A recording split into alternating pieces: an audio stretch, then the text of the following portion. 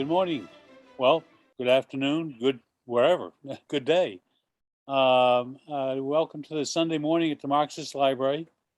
It's a project of the Critical Study of Society at the Nebel Proctor Marxist Library, and that's located in Oakland, California.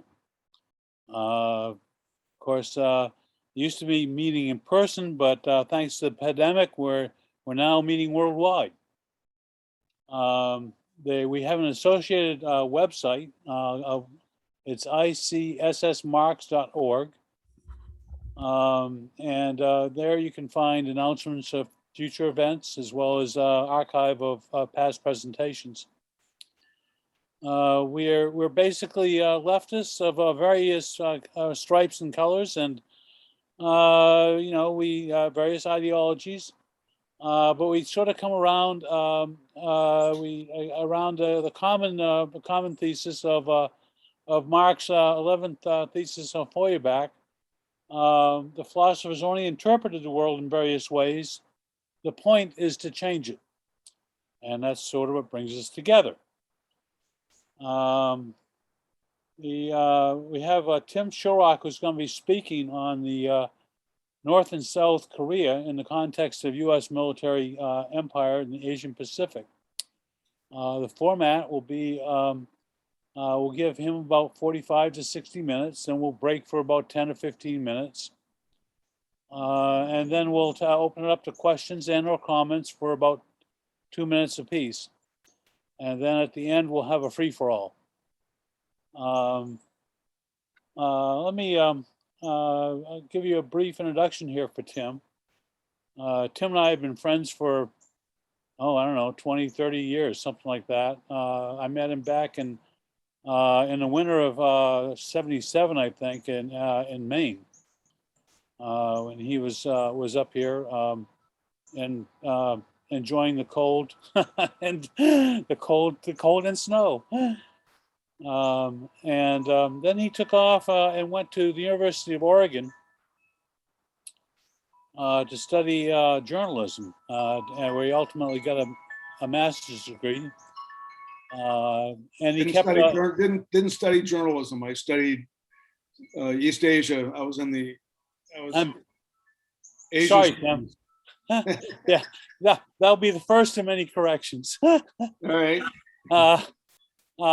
He invited me up to Oregon, encouraged me to come up to Oregon, and we participated in a bunch of stuff up there. He grew up in Japan and South Korea. He's got a bunch of interviews and writes, and he's been a correspondent for The Nation. He's been on Democracy Now! He writes for Jacobin, Counterpunch. And I saw him a couple of times on the Chris Hayes show. And he's got a couple of blog sites. The current one, I think, is Dispatch Korea. Is that right, Tim? Yeah, they're sort of, I'm not keeping them up very much, but the main one is timshorrock.com, where I have all my archive files. The money doesn't talk, it swears? Money doesn't talk, it swears. Right. So anyways, right. It's your turn, Tim. All right. Well, it's a long 1977. It was cold winter. I had $200 to my name. So, and I was even splitting that with my girlfriend at the time. So I had $100 to my name. But anyway, that was quite a while ago. So, I'm actually in the middle of writing a book about sort of a hidden history of U.S. intervention in Korea since 1945. And some of what I'm going to talk about is, part of the thematic structure of what I'm writing about. And I don't really when I write or talk, I don't really talk in Marxist or even Leninist terms, although I can definitely consider myself a Marxist. But in terms of when I talk about empire, I'm mostly talking about a military empire. But I do have my own theories, and I've written about this in terms of U.S. economic involvement with East Asia, which is that it's been predominantly around the need for the export of capital, which kind of comes right from Lenin in terms of analyzing how capital worked back then and how it still works. Mostly South Korea. A lot of people think of, South Korea in the early days as like a place of cheap labor and where multinational companies would invest, but actually it was for U.S. corporations, it was mostly a huge market for things like, weapons and nuclear technology, oil, chemicals, et cetera, and also large amounts of grain, surplus grain that was sold by the U.S. government. South Korea was a huge market for all that. But anyway, in terms of like North and South Korea, and I want to talk about,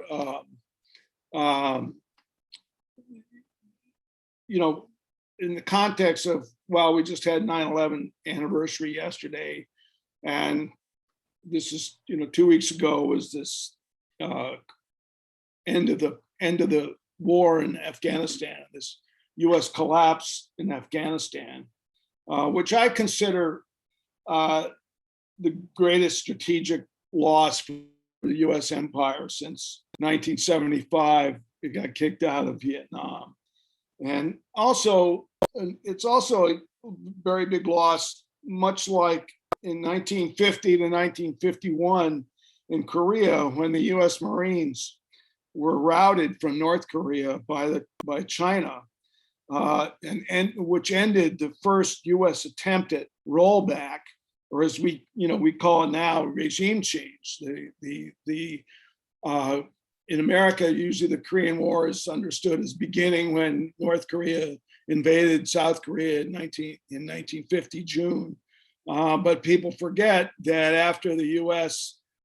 Controlled, so-called UN forces, pushed the North Korean forces north of the DMZ, Truman and the U.S. Military structure made the decision to invade North Korea, and they did, and they, pushed way up there, and that's what brought Chinese intervention in. So, I think what's happened in the last couple of weeks is pretty major in terms of like the structure of the U.S. empire, and like we mentioned in the overview, after this happened, there's a lot of questions, and in South Korea and in the military industrial think tank circles here in Washington, is the U.S. now going to pull out of South Korea and Japan, and that kind of question has been raised. And in the Biden administration, Biden himself, and the spokesperson for the State Department, Ned Price, made it clear that no, the U.S. will never pull out of South Korea, Japan, or Taiwan. We don't have troops in Taiwan, but we sell them lots of weapons, and it's considered within the U.S. sphere. But it sort of comes down to like this is really in many ways the core of the U.S. overseas empire now is Japan and Korea and the U.S. military structure there, because that's where like about 60 to 70% of all overseas U.S. forces are, in South Korea and Japan. And of course, it's part of the whole new strategic focus is on China. So that's the context of this.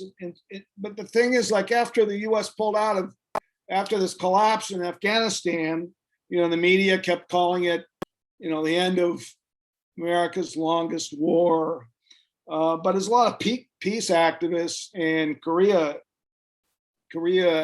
American activists have been saying, the Korean War is our longest war. It's 50 years longer than the war in Afghanistan.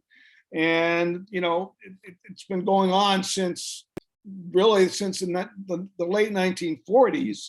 But, the armistice that ended the shooting and the fighting was in 1953, and there never was a peace treaty or a formal peace agreement that brought the war to a close. And so it's still a technical, state of war, and it really is our longest war. And in 2 years, that'll be 70 years.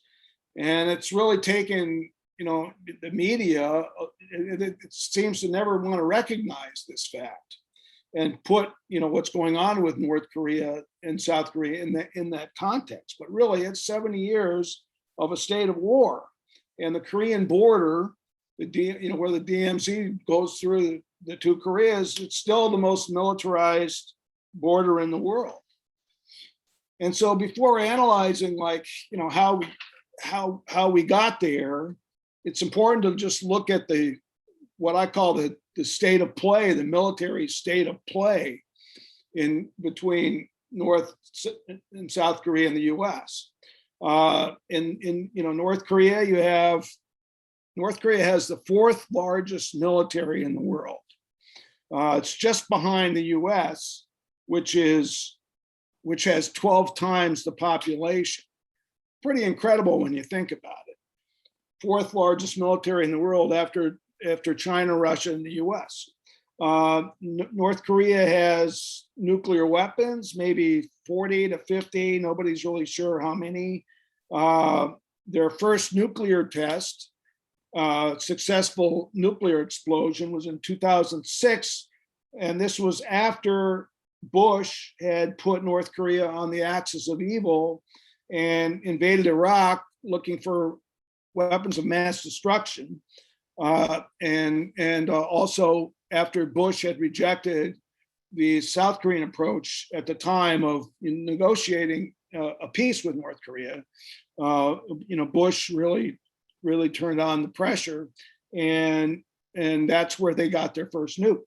And also, it's important to note, that North Korea also has, by the end of 2008, it had pretty much perfected its missile program.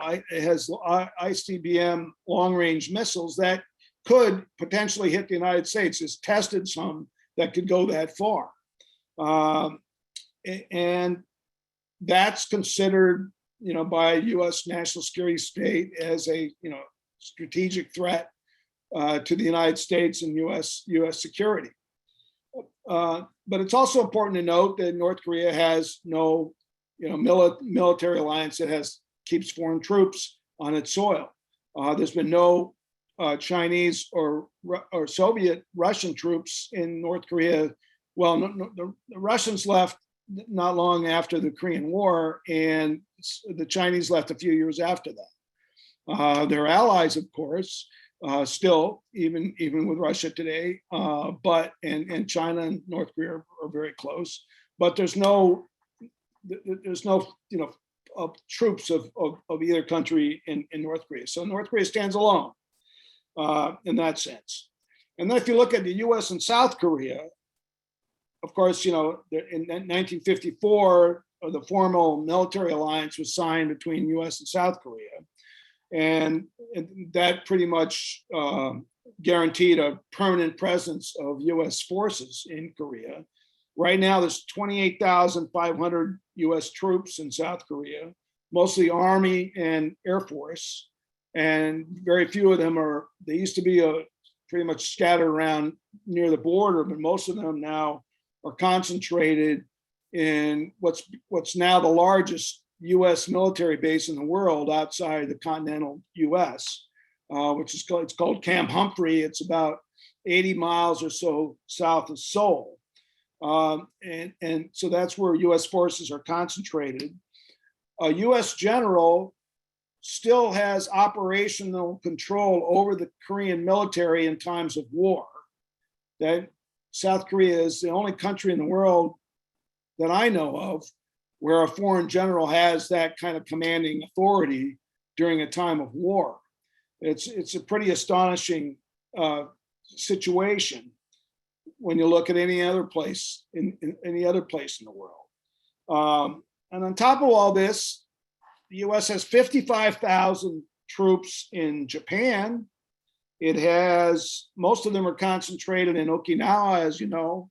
where about 70% of the US bases in Japan are concentrated in the island chain around Okinawa. And that's where lots of the spy planes and surveillance planes fly out of. And also there's a large Marine base there and at Futenma, which is a huge base in Okinawa. And those Marines are there precisely if there's a war between North and South, those Marines are to go in right away and to stop any North Korean forces from taking Seoul. That is their objective. That's why they're there in Okinawa. This base, of course, is very controversial within Okinawa, and the Okinawan people would like to get rid of the Marines, which have been there since the end of World War II. And not only not only have these forces, you have the U.S. Air Force base in Guam is home of strategic bombers that carry nuclear weapons, and then also in the waters around the Pacific, there's submarines that have nuclear weapons. And so, you have this all these, strategic weapons also aimed at North Korea in the region. Guam is soon to have the first new Marine detachment in the Pacific since the Vietnam War. They're building a new base for that in Guam right now. And as I wrote in a recent, few months ago, article in The Nation, basically that area, the Pacific, is now seeing the largest U.S. military buildup since the Vietnam War. It's kind of escaped notice here in the press and within the left even. So the other thing is, like, both the South Korean and Japanese militaries, with the U.S. having command authority in Korea, and then in Japan, they're basically subservient to the U.S. In fact, South Korea's army, standing army, and the U.S. military, basically, it takes the place of a big, huge standing Japanese military. And if anyone reads the Japanese press, that American forces in Japan have complete control of the airspace in Japan. And, there's recently in the major newspapers in Tokyo have been reporting this, US military helicopters flying right through downtown Tokyo, which no other planes are allowed to do this. And anytime the Japanese complain to the US about things like this, there's just no response. The US just has absolute control, and really that's why they prefer being in Japan and Korea. So you can understand with this array of weapons surrounding Korea and in Korea, and the command structure, all these commanders and sub-commanders, you can imagine why this is such a tense border, and how we came within an inch of a major catastrophic war in 2008, where, if you recall, before the peace talks occurred, the U.S. was considering strikes on all the. This is when North Korea was testing its ICBMs. The U.S. was considering military strikes to wipe out, the North Korean nuclear industry, its nuclear facilities, as well as these large missiles that it has.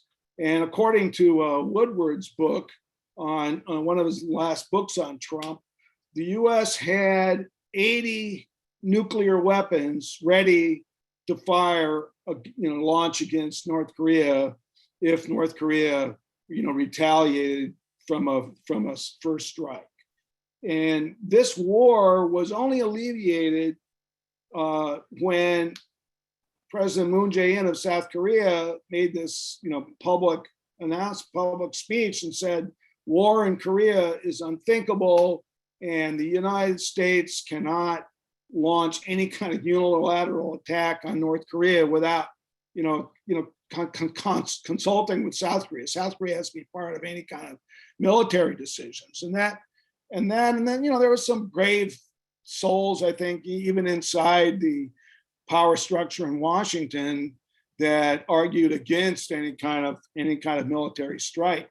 The one who was really wanted it. They called it the bloody nose strike strategy. Was H.R. McMaster, who, if you've been watching TV at all over the last couple of days and after Afghanistan, McMaster is on all the time explaining, here's the guy who, created the counterinsurgency war in Iraq and Afghanistan. Here he is telling us, all about the war.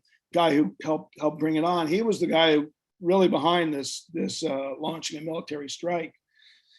And for whatever reason, they backed off, but it was really the peace initiative really took off, when Moon Jae-in took the reins, took the presidency in South Korea in 2017. And he wanted to go back to the policies of his progressive predecessors, Kim Dae-jung and Roh Moo-hyun, who had this policy of engagement, or as Kim Dae-jung called it, the sunshine policy, where they actually did make quite a bit of progress in inter-Korea resolution of many of the issues between them. And actually, there was a lot of travel between North and South Korea at that time, lots of contact, lots of economic activity that went on. And then, the conservatives came back to power and put a stop to that, and tensions really ratcheted up with North Korea in that period when early 2000s, and after when Bush brought tensions with North Korea to a boil as well. But and of course, Trump had these negotiations with Kim Jong-un and North Korea. As far as I'm concerned, it was the only good thing Trump ever did. It was a good idea to talk to the North Korean leadership. It should have been done years before, but Trump really stumbled into it. He didn't know what he was getting into. He had no idea what was happening. He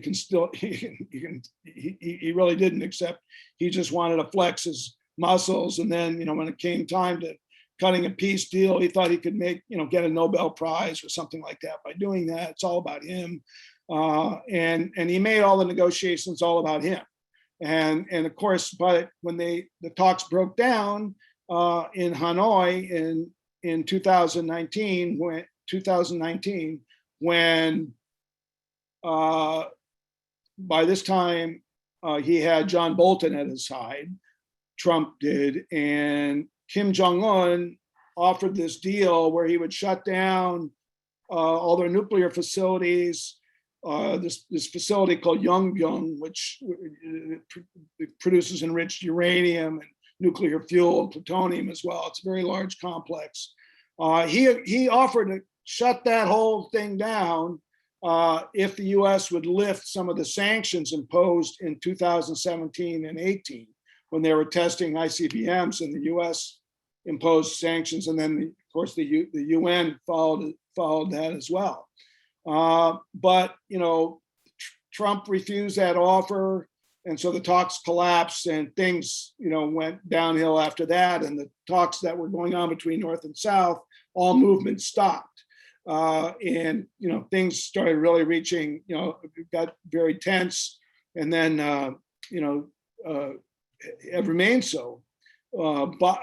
President Biden, he takes the same hard line as his previous administrations done, have toward North Korea and their nuclear policies, nuclear arms that they have. But he's not really been that interested in resolving the situation. And they've made they say, well, the ball, we're willing to talk to you. The ball's in your court. But they've never said anything that would possibly induce the North Koreans to engage in diplomacy at this moment with Biden. He hasn't said anything about what their aims are, except they just want them to get rid of their nuclear weapons, period.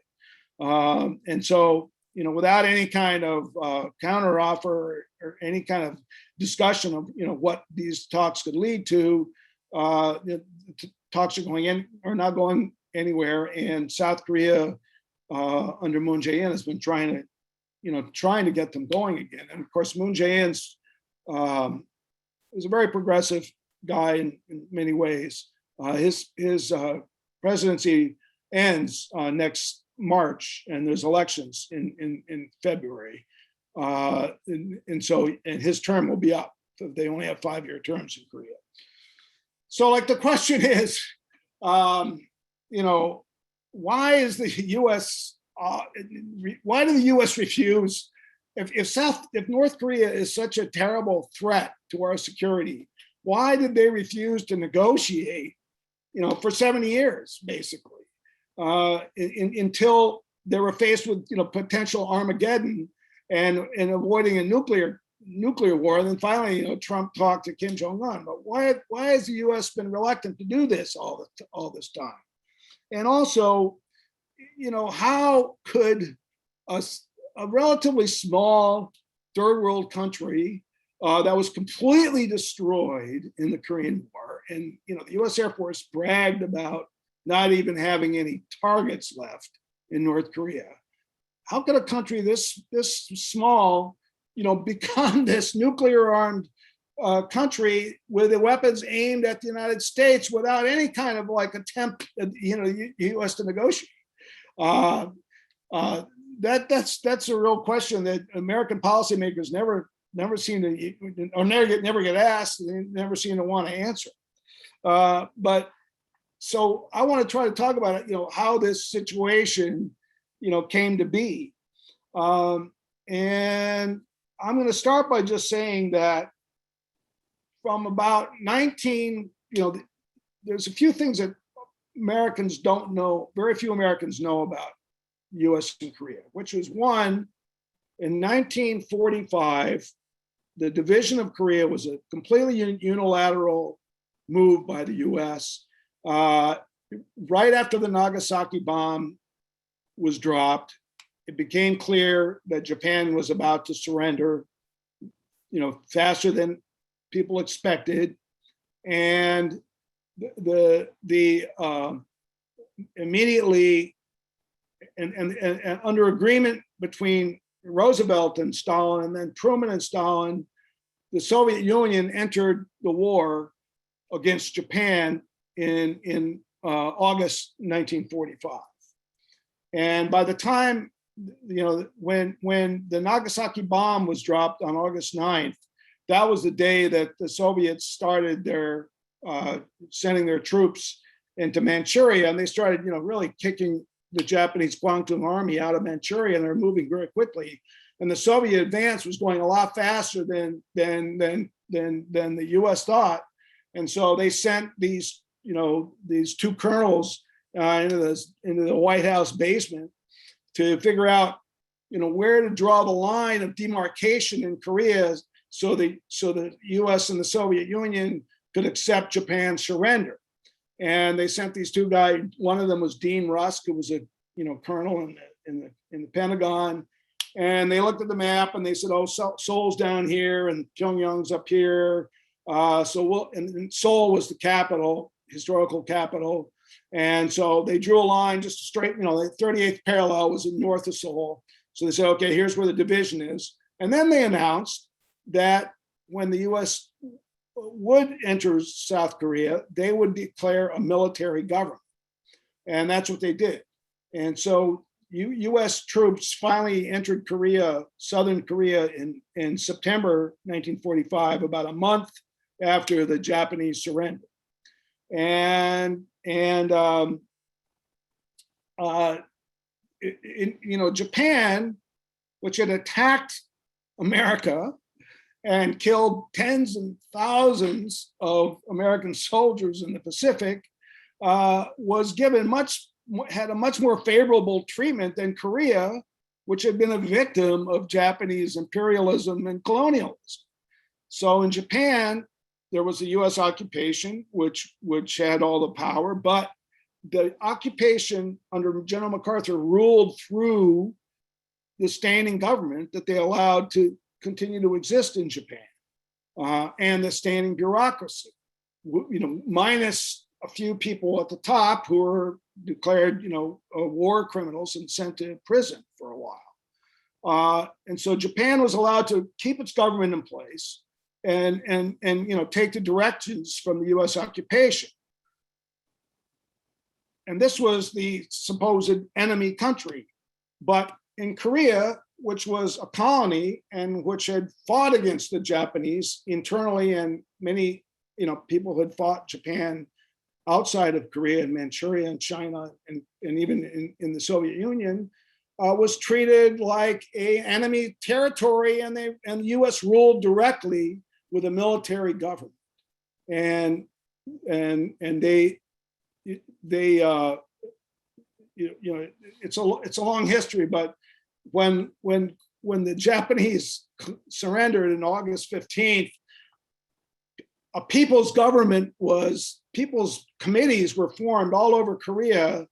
These were indigenous, but they were organized by anti-colonial fighters, most of whom were communists, leftists, all over Korea, and they formed this sort of people's government to represent Korea once Japan had been defeated. The Soviets in the North, basically recognized these people's committees and the people's government. They did help install people at the top of the government there, but they were all people who had fought the Japanese, like Kim Il-sung, who was the first leader of North Korea, had been a guerrilla fighter against Japan for years in China, in Manchuria, and in the Soviet Union. And others had been fighting with the Chinese revolutionary forces. And so the Soviet Union, had a military occupation, but they let the Korean structure stay in place. The U.S. declared these people's committees, they outlawed them, and they, within about a year, they had appointed, gotten this South Korean government to rule that was basically landlords, collaborators with the Japanese. They kept a lot of at the beginning, they actually kept Japanese police in power in Southern Korea. And then after that sort of backfired, they created a police force and military that was all Japanese collaborators. And they flew in this guy, Syngman Rhee, to be the new leader in South Korea. And he had spent almost all his life outside of Korea, most of it in the United States.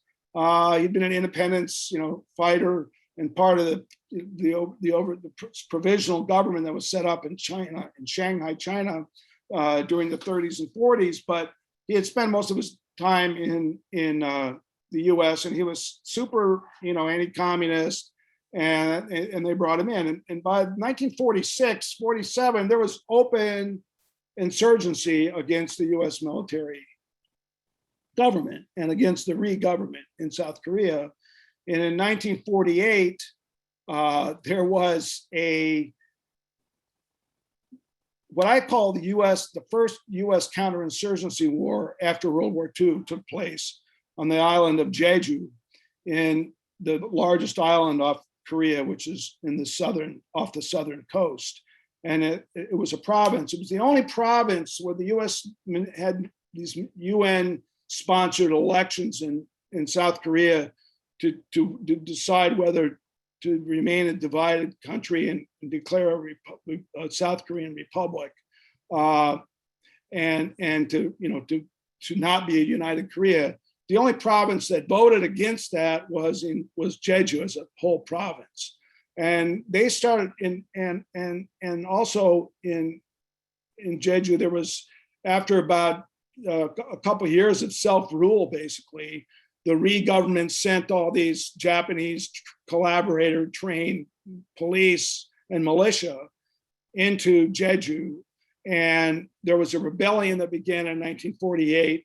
And this was put down at the U.S. was directly involved in running the counterinsurgency, commanding the counterinsurgency. It was carried out mostly by these Korean militia, and many of them were many of the sort of counterinsurgents were North Korean, right-wing North Korean, youth gangs, basically.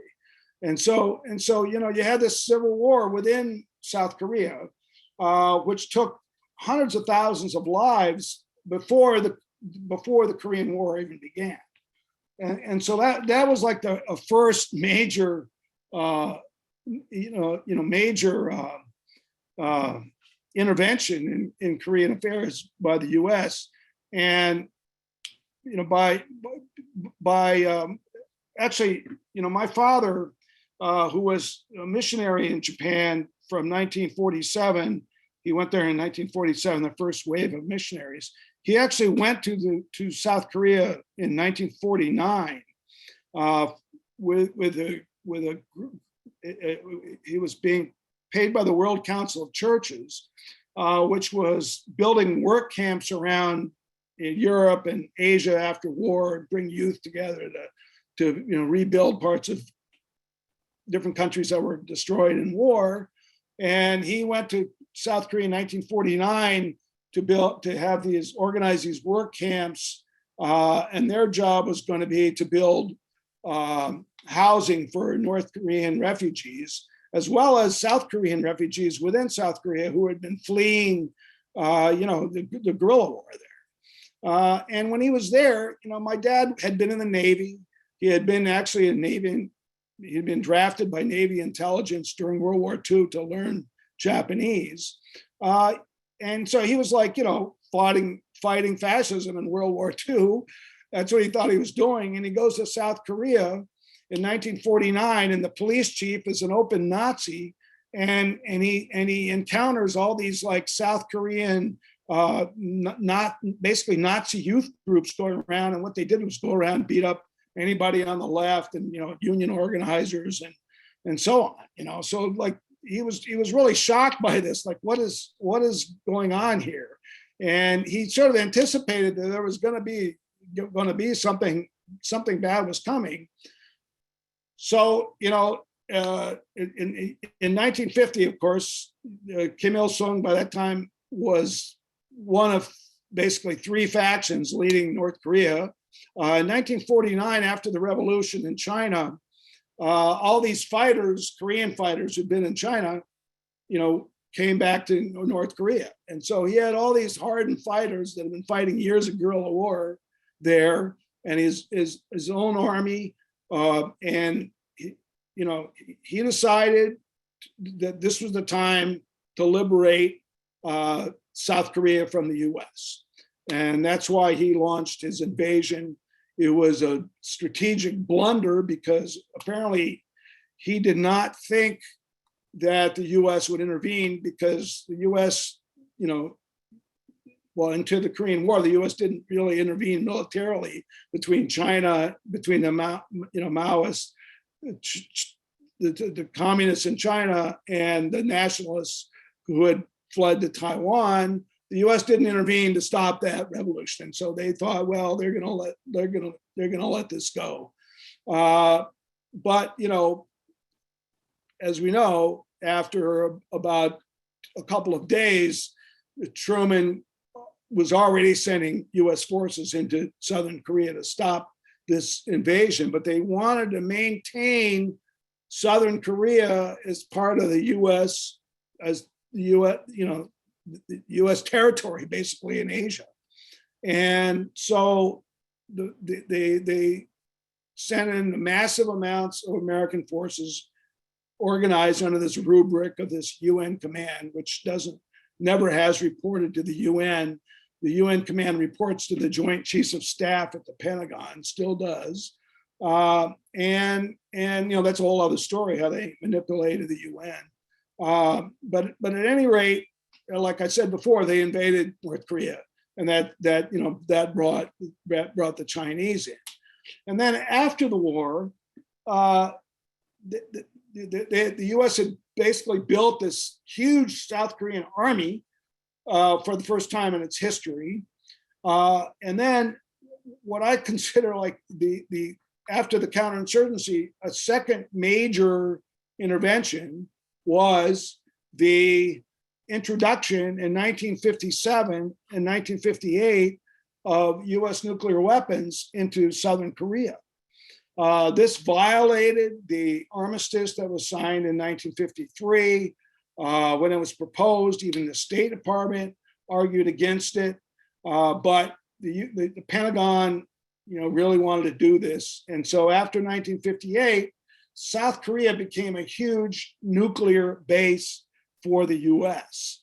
And this is never discussed in books about the Korean nuclear situation. It's always, for some diabolical reason, North Korea decided to come up with nuclear weapons sometime in the 1980s. And they did this, and this became this big threat to America. Well, we're the ones who introduced nuclear weapons. And there's one of Daniel Ellsberg's recent books. He was with Iran Corporation, as you know, and he did this tour of U.S. bases in Asia one time for the Iran Corporation, and to understand the nuclear command and control system that the U.S. had set up. And what he discovered and wrote about was that nuclear commanders in South Korea and Okinawa and other parts of Asia, they had autonomy if they chose, and they couldn't get in touch with the Pentagon in Washington. They had the right to launch a nuclear attack. So commanders and subcommanders actually had legal right to launch that kind of attack. And I think it's just somehow we made it through without a nuclear war there.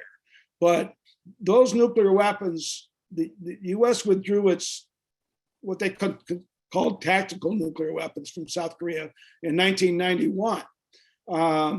This was a unilateral decision by George H.W. Bush when he was president, and they withdrew such nuclear weapons from other countries, some other countries too.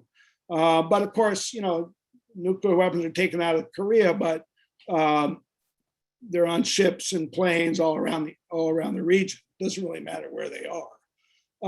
So of course, North Korea knew it was under nuclear potential nuclear attack, and but they didn't seriously start building a nuclear weapons industry until the late 1980s, and of course it was 1991 when they pulled out of the Nuclear Non-Proliferation Treaty and alarmed the U.S. Where another time we almost came close to a war with the North was in 1994, as you might remember, and then war almost came, and Jimmy Carter, bless his heart, flew to North Korea and cut a deal with Kim Il-sung that became the basis for this negotiated agreement that Clinton eventually carried out in 1994, where they ended their nuclear production basically in return for a normalization of ties with the U.S. And that agreement held for 12 years. In 12 years, they did not produce, fissionable material, plutonium. And but situation on the ground changed when South Korea conservatives came in, and then Bush, in 2001, 2002, rejected any idea of furthering negotiations with North Korea, and then unilaterally ended the agreement that the U.S. had with North Korea. I won't go into details, but basically they went to Pyongyang, Bush sent some diplomats and told them that we have evidence that you're building a uranium bomb. The North Koreans said, well, we have the right to build a new uranium bomb, but we don't have one, but we're happy to talk to you about that. But they use that as an excuse to throw away this agreement. And within a couple of years, North Korea said, okay, and they continued, and they got their first nuclear weapon. So it's really aggression by the U.S. has been a hallmark of what's happened in Korea, and so then when over the last year, the pandemic has really cast a pall over Korea, North Korea especially. They were very isolated already because of the because of the sanctions, which China and Russia both voted for and have enforced in different ways.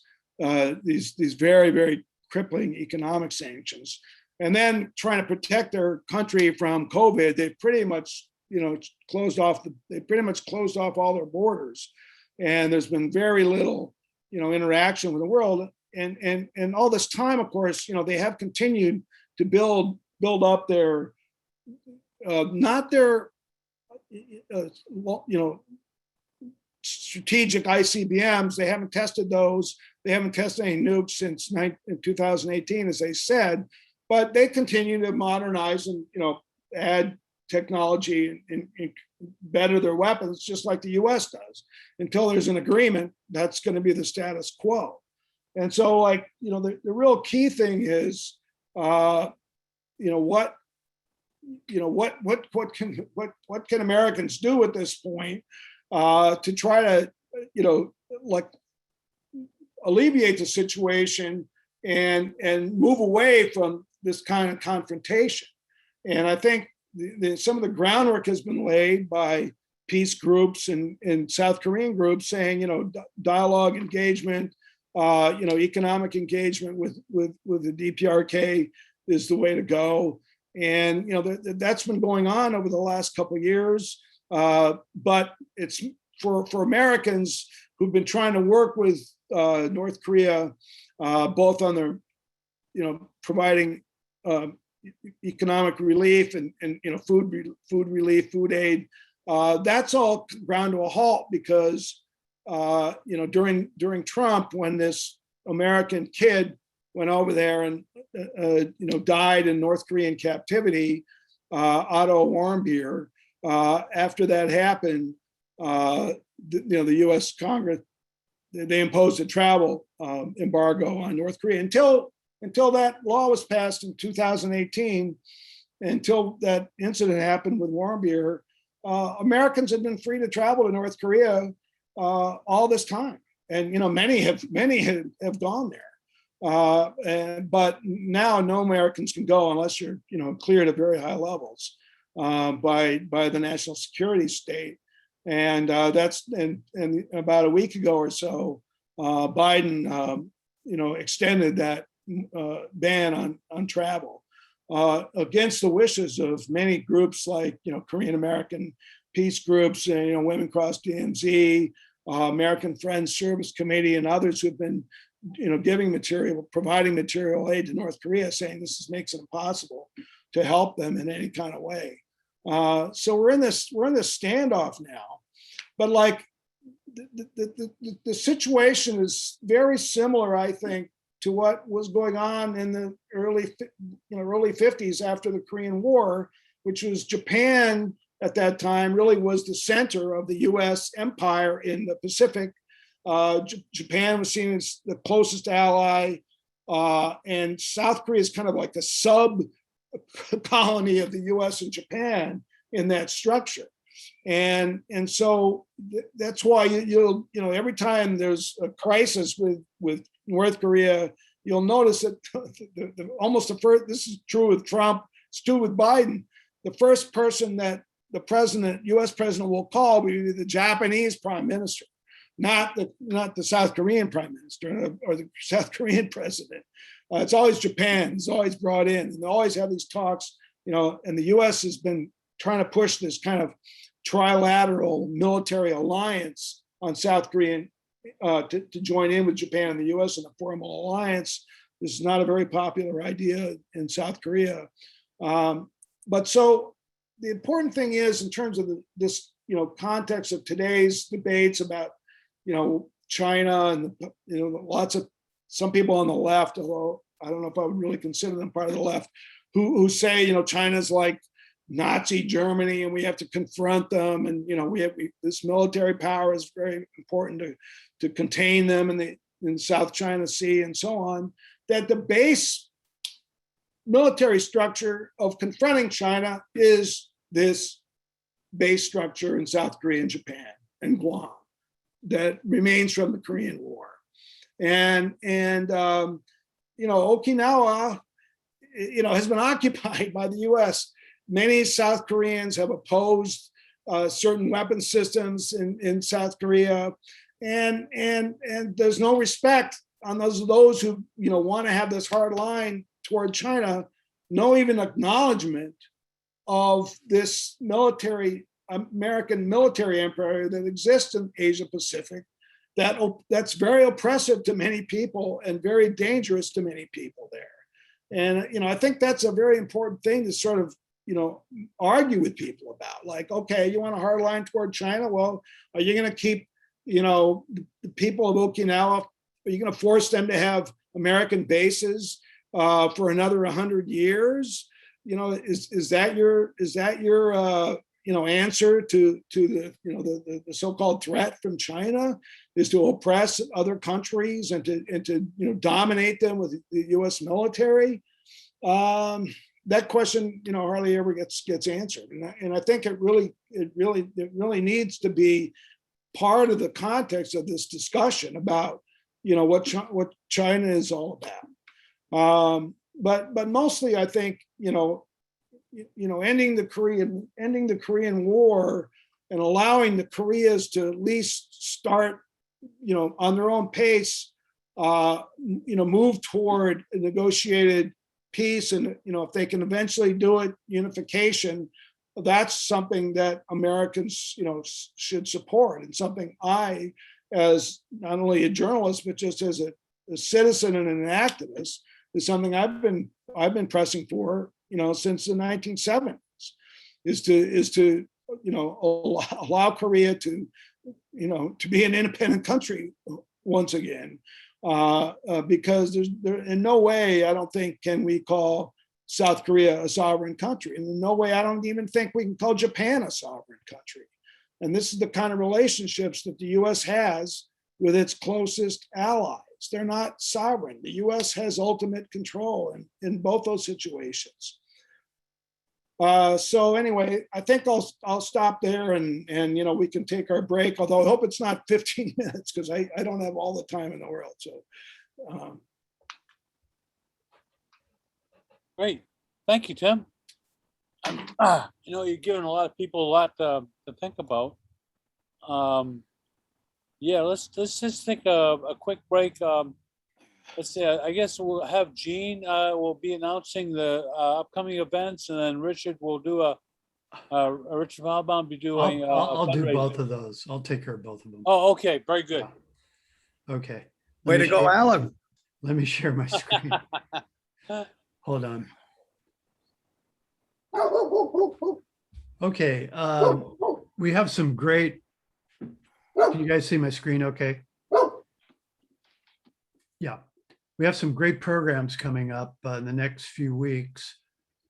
Next week, we have a program on Afghanistan with Afghanistan between two Cold Wars with Dr. Bahman Assad, who is the president or chair of the World Peace Council and very knowledgeable about that area. We'll be talking about the recent U.S. Withdrawal from Afghanistan and some of the political ramifications of that. Following that, on the week of September 26th, we have the Cuban Revolution, a talk on the Cuban Revolution, why the Cuban Revolution has endured, a Marxist assessment of Cuba's historic break with capitalist rule and its lessons for today. Speaker will be Jeff Mackler. That's on September 26th. If you want to attend and want to receive notifications, what you should do is go to our homepage at ICSSmarks.org. And when the form pops up for you to sign up for our mailing list, enter your email address and your name, and we will send you weekly notifications of our talks. So it's very easy to do, ICSSmarks.org. Finally, I just wanted to call your attention to the donation page on our website. We do have some expenses. We're still supporting the work of the Marxist Library, even though we're meeting on Zoom. And you can donate by looking at the instructions here on PayPal at ICSSsunday@yahoo.com, or the Patreon. We have a Patreon account that you can donate to for ICSS Marks. So, and that's pretty much it. That's what's coming up. Thank you. Okay, so now we're going to open it up for questions and comments. And we do this by, you can go down in the little right-hand corner and raise your hand, or you can try waving on the screen, and we'll take them in order. So, questions?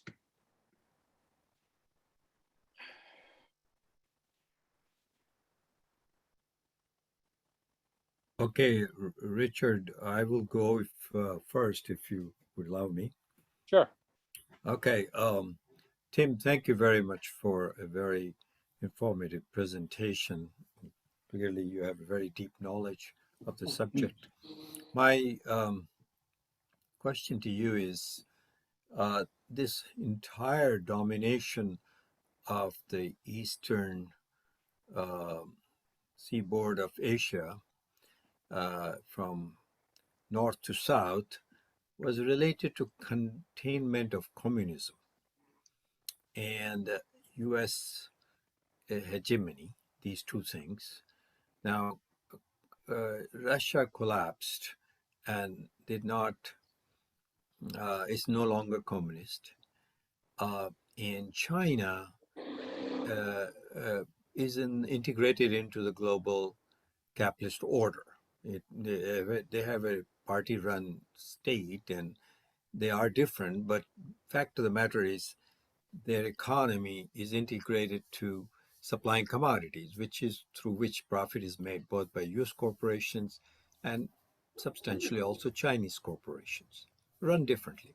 So, and then Korea's sort of are part of that fight against this big Soviet bear and Mao's revolutionaries. So what in your opinion is this thing continuing for all these years? If the main threats were gone, what is driving it? Is it the military-industrial complex does not know how to stop, and American politics is now completely taken over by that economy, or is it a thought-through strategic thinking of the U.S. Foreign policy think tanks? What's your opinion? It's in my opinion, it's both. It's funny because, I mean, like every time the strategic situation changes, they make up the U.S.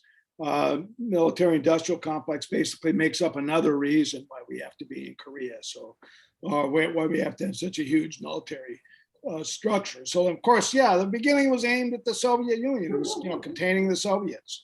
And then Soviet Union collapsed, and then it became like, oh, well, we need to have a U.S. force there to guarantee, economic security.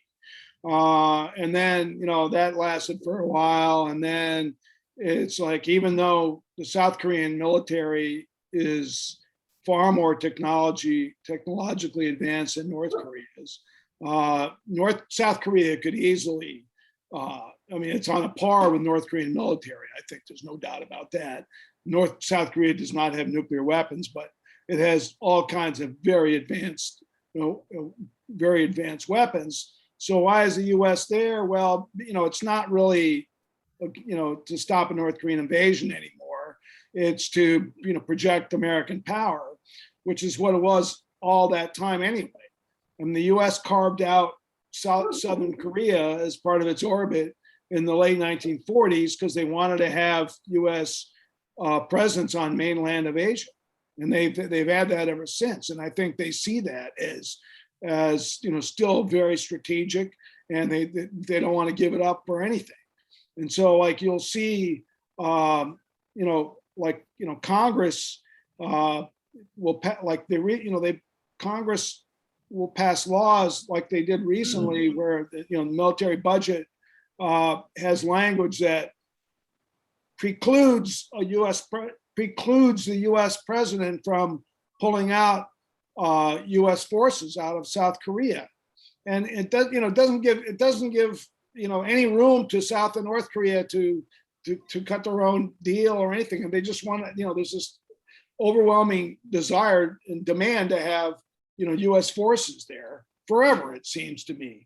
And a lot of that is driven by the military-industrial complex, because they're the ones that sell these big weapon systems to all these countries, and also like a lot of the what forces there are in South Korea and Japan that are integrated with the U.S. military. I mean, like physically integrated, such as the missile defense, these Aegis ships that sail around the region, and they have anti-missile detectors, and they're part of the whole anti-missile. They're part of the whole missile defense framework.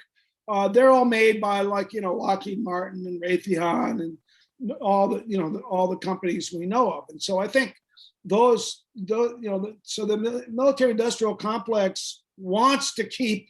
I asked early, why do we not negotiate a peace with Korea? If North Korea is such a strategic threat, why don't we, cut a deal? Let's end this war. Well, I think they like to have the threat, so-called, to be maintained. So it's a reason to have this huge, military buildup. And so every time that something changes, look, if North Korea collapsed tomorrow, they would come up with some other reason to have U.S. forces there. I mean, that's their strategic, focus, and so economically, like I said, the countries of Asia are much more integrated with each other than they are with the United States. The U.S. mostly it's an export market for certain kinds of U.S. products, and of course, bringing in cheap manufactured goods from China and throughout the Pacific Rim. That's part of the global supply chain, is lower price goods and keep that's the Walmart model, right? So it's a combination, but I think that this idea that South Korea is symbolic of this U.S. military presence in Asia, that I think military planners, national security officials, they want to keep this in place forever, basically, because they see it now more than ever. Like if you recall, under Obama, there was this Pacific pivot, they called it, bringing, sort of refocusing on Asia, and that sort of went, sort of disappeared for a while during Trump. But now, that's all the same people who came up with those theories and those policies during Obama. They're now running, Biden's foreign policy. In fact, some of the very people, the guy that crafted the whole idea of Pacific pivot, he's now the Asia, they call him the Asia czar in the National Security Council. So the whole idea is, that's the most important overseas U.S. military base, I think. And like when I was in Korea in 2018 and doing some stories on, I wrote about this one big forward military base, U.S. Army base near the DMZ called Camp Casey, and I wrote about the history of military prostitution, or state organized military prostitution around there. And I got to know, talk to people who live in near Camp Casey and in that area.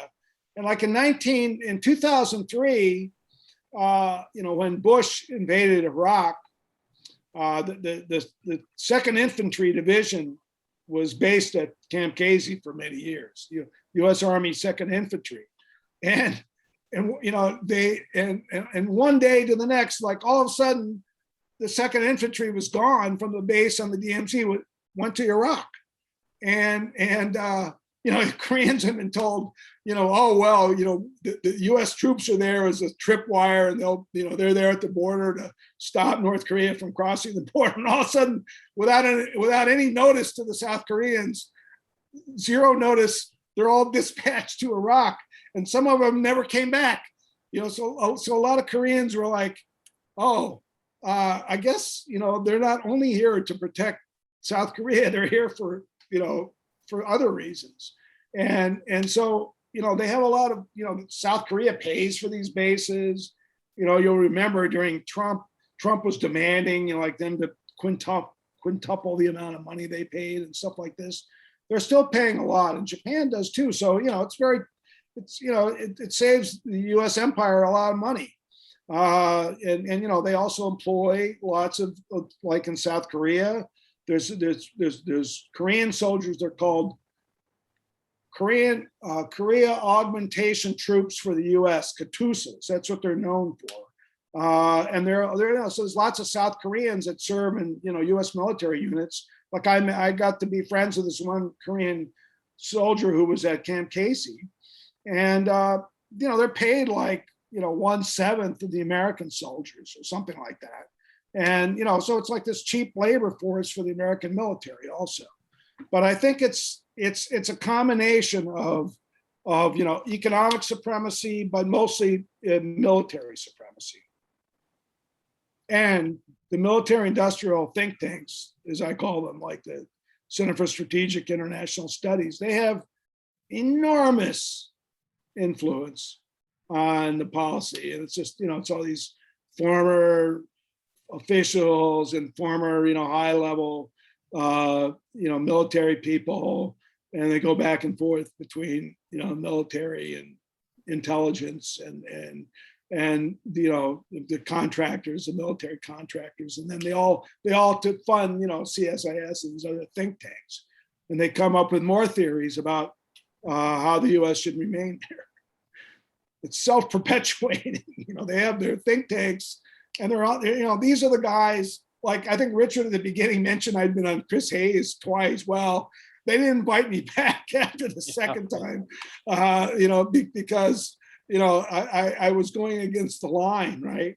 And I mean, the people they usually have, half the time it's CSIS. Oh, please explain to us, what the problem is in Korea. And here you have someone who's working for Lockheed Martin explaining to you why we have to have, American forces in Korea. They write the op-eds in the New York Times. They really, they're the ones who write the propaganda. And they're the ones who make the policy. Thank you. So I have Paul Lim, Jean, Sharon, and Yusuf. So Paul, if you would. Hey Tim, how you doing? Good. Hi, Paul. Long time no see. Yeah. I guess two things. One, I was just curious if I didn't know about the World Council of Churches involvement, what their mission was, that they had a mission in Korea in that period, and if there is like any archival information about what folks there observed. And then also, I know there's information about U.S. counterinsurgency in the Philippines against the Huks, and then obviously in Vietnam, and then the School of the Americas in Central America, that kind of stuff. But in terms of the U.S. counterinsurgency, advisors or whatever at work in Korea and Jeju Island, do we really have much information about how that was organized and in the evolution of U.S. counterinsurgency around the world, where Korea is in all of that as a stepping stone, or It that kind of information. Well, first of all, I'm glad you asked that question, because these are two things I'm really digging into right now. And actually, on the World Council of Churches, I have been finding some amazing material, which I'm trying to figure out what to do with, actually, because and I'm digging up more this coming week. I'm going to Philadelphia, where the Presbyterian Church has this massive archive of the National Council of Churches and the World Council of Churches, as well as Church World Service, which my dad worked for, which was the largest U.S. private relief organization for years, and probably still is. Anyway, I'm getting into these files because I'm finding some really sort of bizarre ties between the churches and the national security state from those early days. The World Council of Churches, which, was partly organized by John Foster Dulles, who was, he was a church guy, right? His father was a Presbyterian minister. And he was very involved in the formation of both the National Council of Churches and the World Council of Churches. And so there's a lot of material there, but like they came out in the very beginning as very against fascism, against communism, but they were, when the Korean War happened, because it was endorsed by the UN, the World Council endorsed what they called Truman's police action, right? And afterwards they had a huge debate about it, and some people were very upset about that they did that. But it's ironic that there were these ties at the time, because by the 80s, World Council of Churches was seen as basically a communist front by the CIA, right? A lot of these churches came in from the Latin America and Africa, and the churches had this kind of vision of liberation theology, and the World Council, to their credit, adopted that. So there's a lot there, and I'm hopefully going to be writing about that when I collect all this. As far as the counterinsurgency goes, that kind of information is really just beginning to come out. What happened, the U.S. role in the 1940s, and particularly in Jeju. I just learned of you can look this guy up. There's not much about him. His name was Rothwell Brown, Rothwell Brown.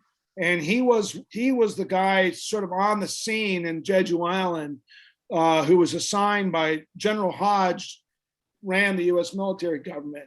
And he assigned Rothwell Brown to sort of be the guy who oversaw the counterinsurgency, which was not fought by US soldiers, although US soldiers participated. It was commanded by US military, which after all was the US military government. But the actual killing was done by these constabulary South Korean police force and this military force and these right-wing North Korean anti-communist North Korean youth gangs that were sent down. And Jeju Island, about 30,000 people were killed in that military campaign. It was about a third of the island was massacred, and the wounds were very deep. And in South Korea, also, when after the North Korean army came down and then was pushed back, areas where the North Korean army had local support, and this was it was in different parts of southern Korea, there was massacres of anyone suspected of being aiding the communist army, or suspected of being communists or communist sympathizers. Hundreds of thousands were rounded up and executed in the first months of the Korean War, 1950.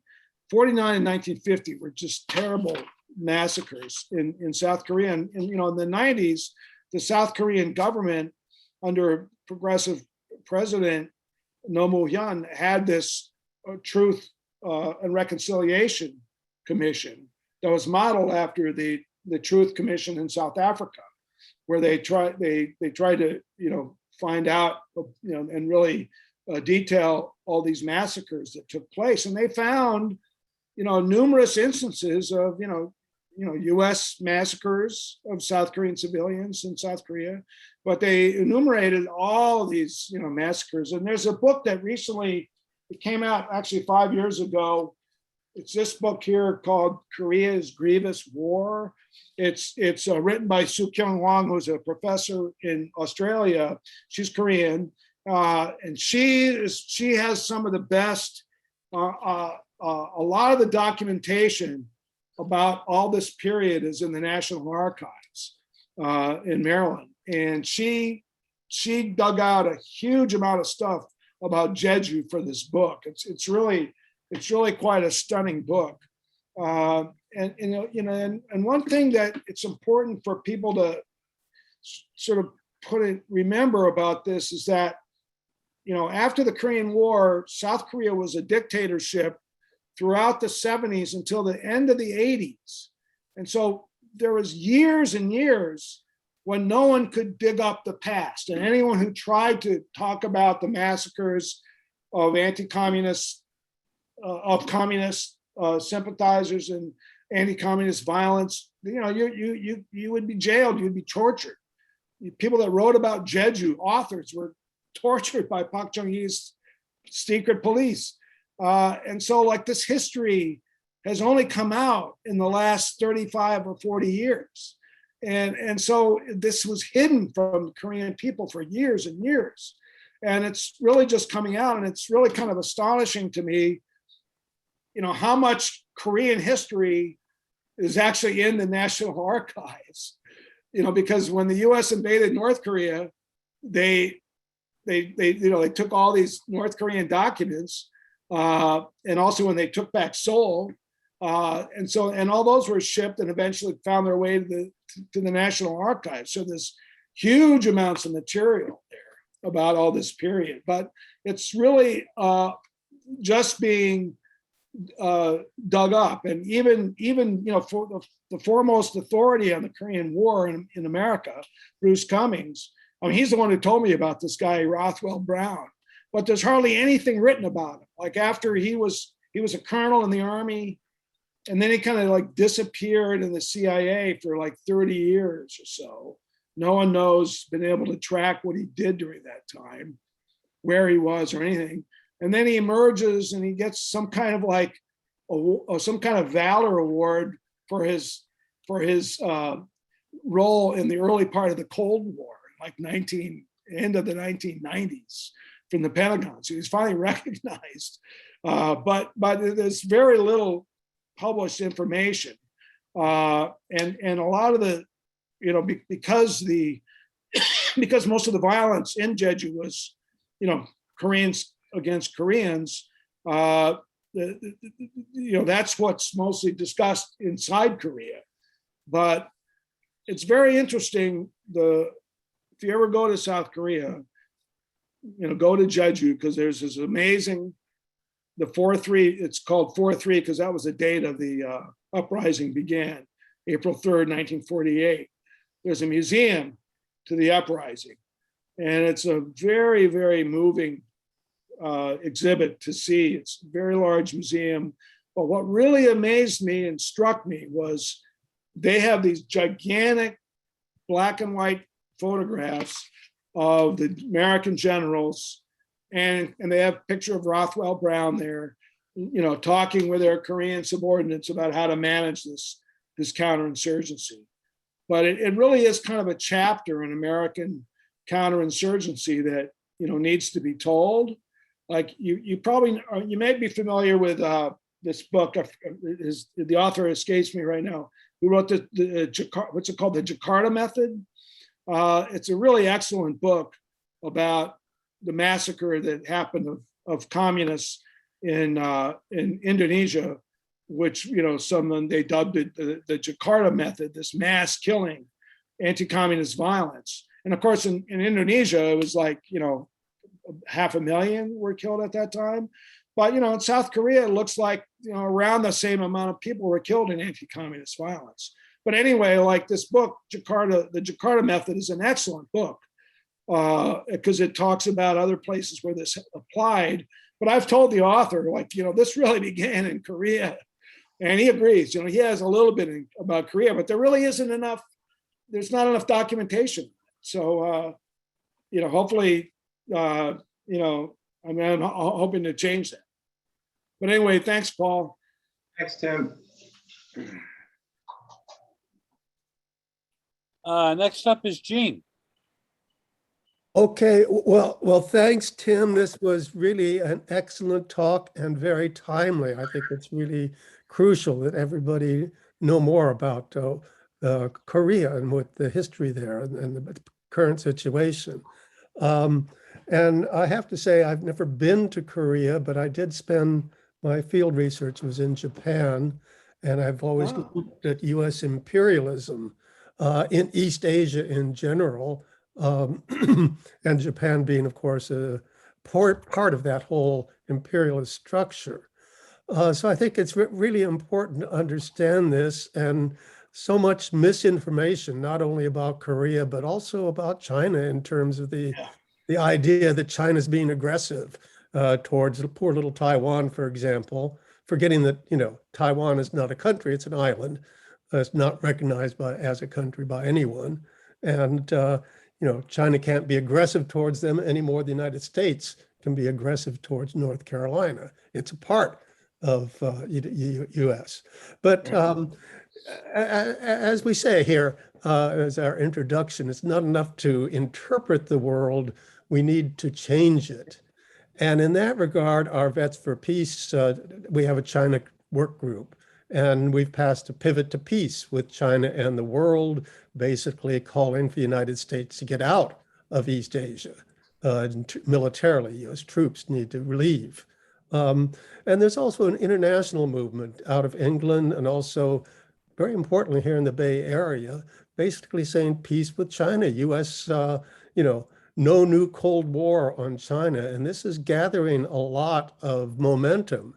They have a lot of very good webinars. They do support the Korean unification movement in their various seminars. So I just want to urge people to look at this, and I wanted to get Tim's reaction. I mean, the idea, your talk would be very welcome, I think, with the no new Cold War on China people. So I just wanted to bring that out and get Tim's thoughts on this. Well, I think, you know, as I said, it's really important when you talk about no Cold War with China and try to do something about the situation, is that Cold War and if the hot war came to be, it would all be carried out by these U.S. forces that are in Korea and Japan and Guam and the Pacific. That's the military superstructure of the empire there, and that's who confronts China. I mean, the U.S. ships that sail through the South China Sea, they come from Yokosuka, pretty much. The Navy base in Japan.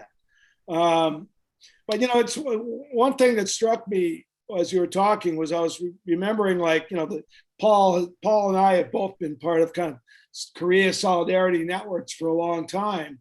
And, you know, in a way, unfortunately in the U.S. left, at least, you know, in the 70s and 80s,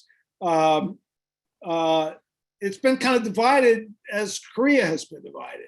Because, like, for a while, there was certain left groups in the U.S. that, you know, had relationships with North Korea, sort of, you know, even fraternal party relationships. And a lot of people went to North Korea in the 70s, you know, to understand what was going on there, sort of from a communist, Marxist, you know, revolutionary perspective. And then there was people that were, you know,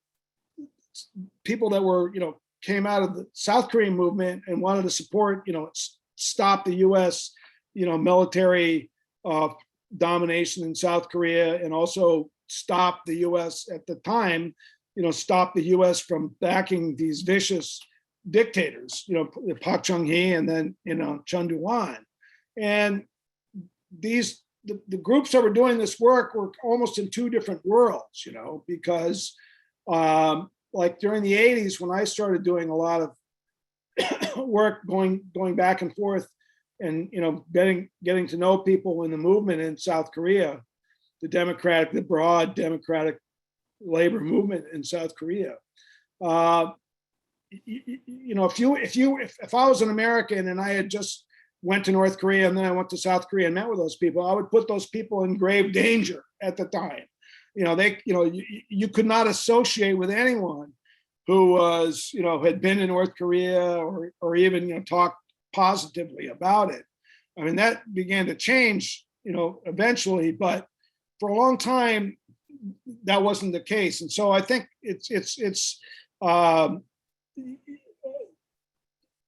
I think that's changed because there's not that, well, first of all, you can't go to North Korea anymore, but it's important to see the division and the war and the military presence of the U.S. from the point of view of the South Korean left also.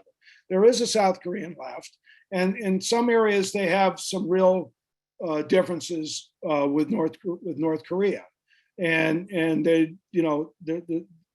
and this is even true. I mean, when I first, one of the communist leaders who was powerful in North Korea after the division was the leader of the South Korean Communist Party in the South. And he was part of the kind of triumvirate, the different groups that got power in North Korea, along with the Kim Il-sung faction.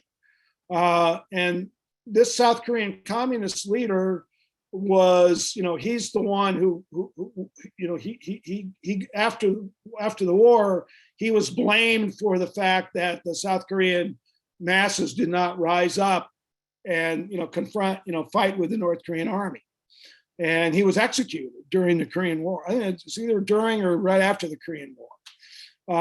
And so I learned that there was, within South Korea, there was anger at the North Korean communist leadership for reasons that didn't have anything to do with the invasion, but had to do with, their what happened to the South Korean communists within that structure, which is all a way of saying that solidarity work.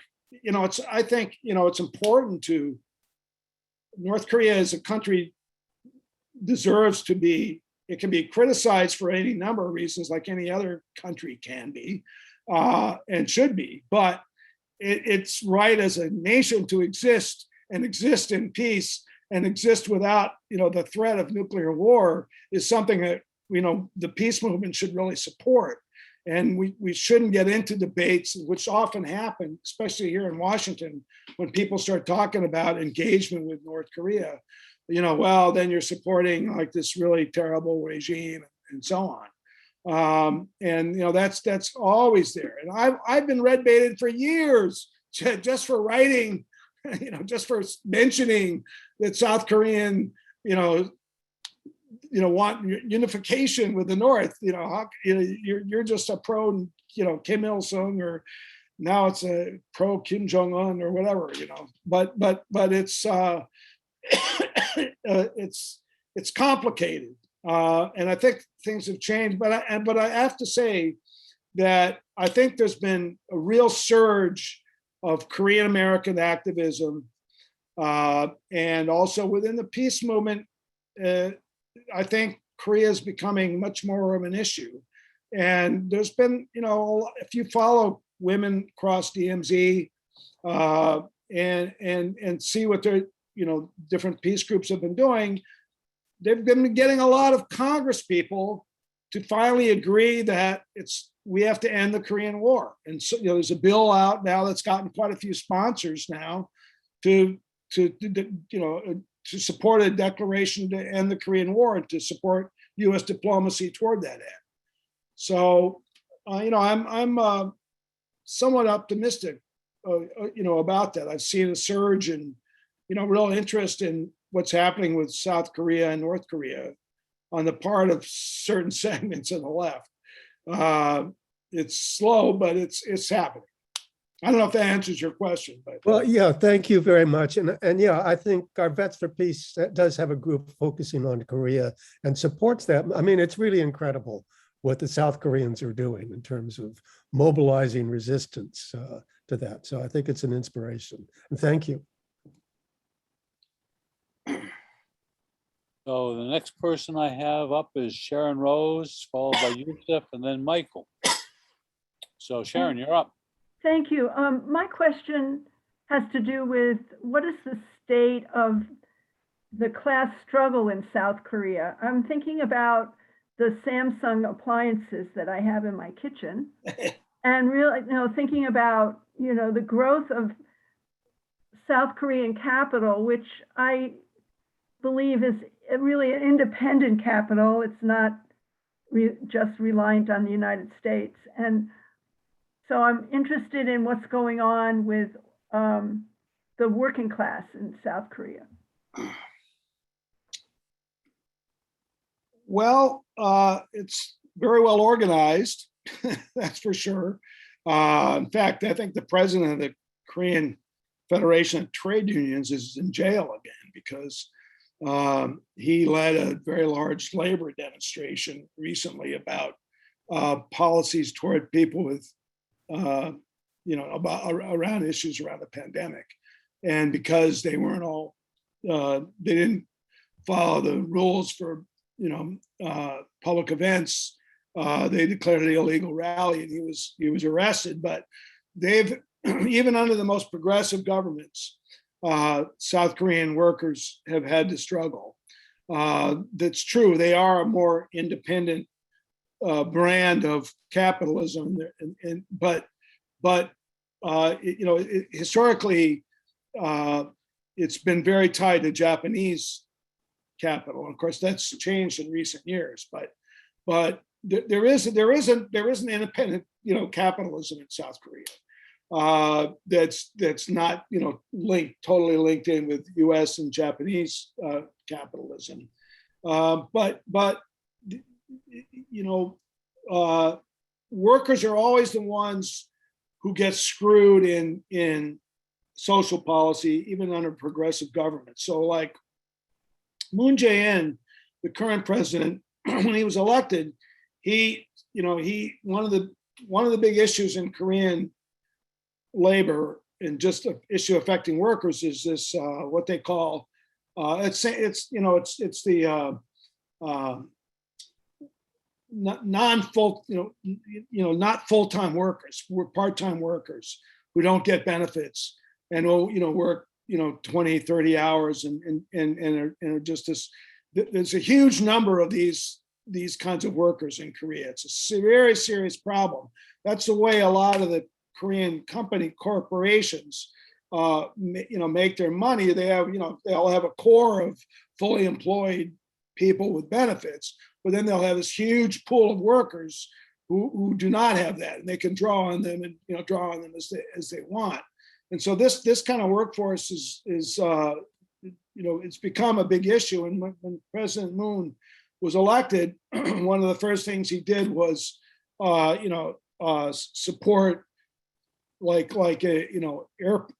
would come out for to end this practice and have like public corporations like the corporation that runs Incheon Airport, for example, to bring their full part-time workers into a full-time workforce and have the public sector take the lead on that. That hasn't happened.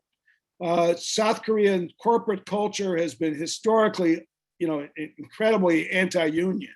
In fact, the founder of Samsung is very famous. It was long dead, but very famous for saying, "I'll never allow a union in Samsung." And that was one of the last conglomerates that was organized. But in the late 80s, for all the 80s, industrial unions were outlawed basically. and it was in the late 80s that the heavy industries were organized by independent unions, and it was comparable to the big CIO organizing drives in the U.S. in the 30s and 40s. That happened in the 80s, but then of course there was a financial crisis in 1997, 98, which was when Kim Dae-jung was president, right? And that's when like a lot of Korean capital lost their autonomy because U.S. banks, private equity funds swooped in and reorganized, bought and sold companies, and reorganized a lot of that different sectors in Korea along global market lines. The real players in the South Korean economy in terms of the U.S. have been banks, U.S. banks and financial institutions. Less so now the World Bank and IMF, and before they tried to stop some of the programs that they were carrying out under Park Chung-hee.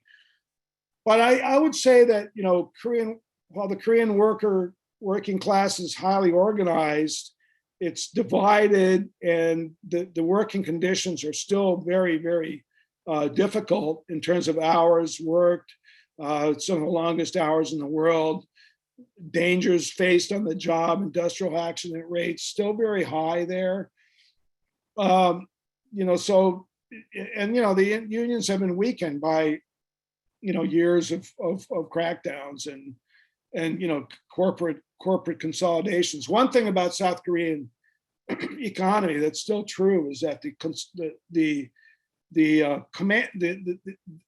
concentration of power, of wealth in South Korea is incredible. I mean, the big groups have less power than they did 20 years ago, but they still dominate huge sectors of the economy, massive conglomerates that make everything from toys to massive tankers and stuff like that.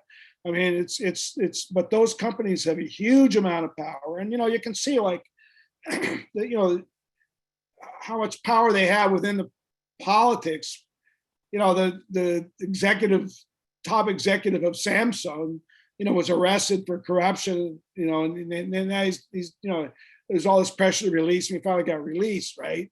No matter how progressive a government is, they always, will help out these corporate guys when they get in trouble.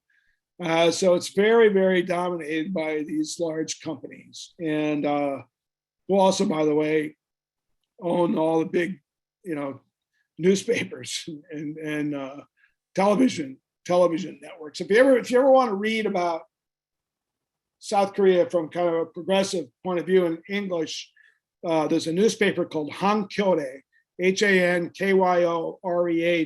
which you can find on the internet. Hankyore newspaper.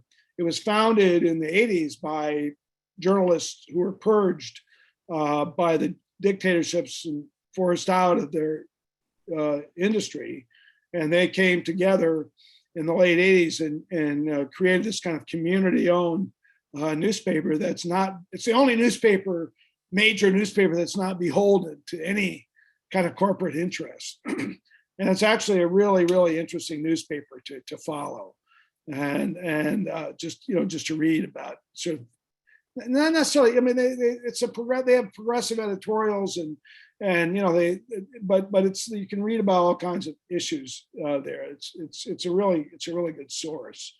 But I haven't written a lot about Korean labor and workers for quite a long time. Although, I was one of the first journalists to really write about it in the 80s when I was there.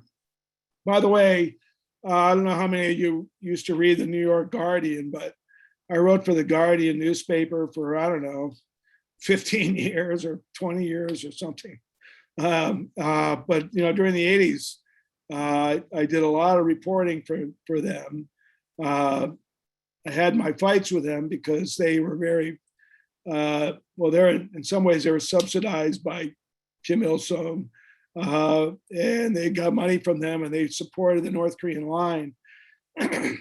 But they, this reporting I did for them was really in-depth stuff about what was going on in South Korea. But I haven't been writing about that. I mean, I think the last big article I did was about 15 years ago or so. I wrote an article about the AFL-CIO, the terrible role that the AFL-CIO played in Chile.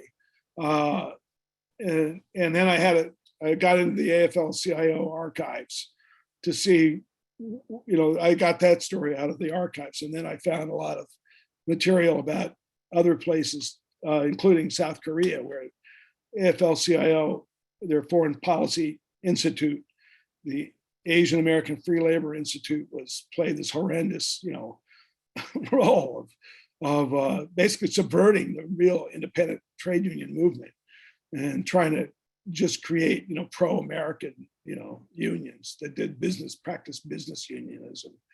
A very sad chapter of American labor history.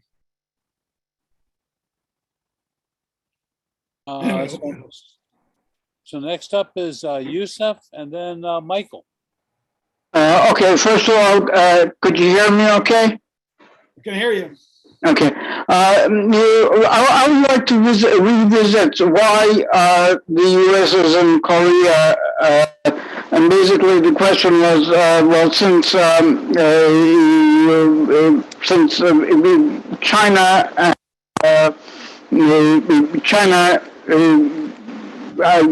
concerning Chinese commodity-oriented economy, and why should the U.S. be there? My take on it, and I'd like your response, is that after the collapse of the Soviet Union, the U.S. policy changed, which was tolerating local anti-communist powers. And actually, Saddam Hussein, Iraq under Saddam Hussein initially was one of them.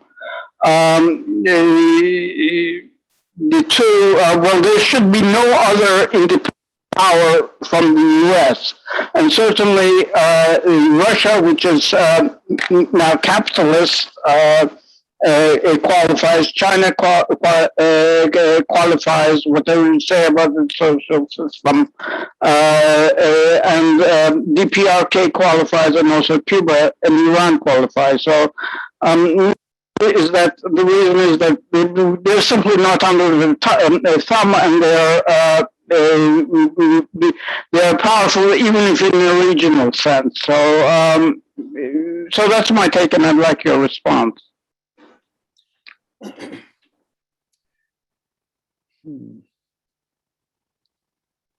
I've been trying to figure out when the U.S. line, when the U.S.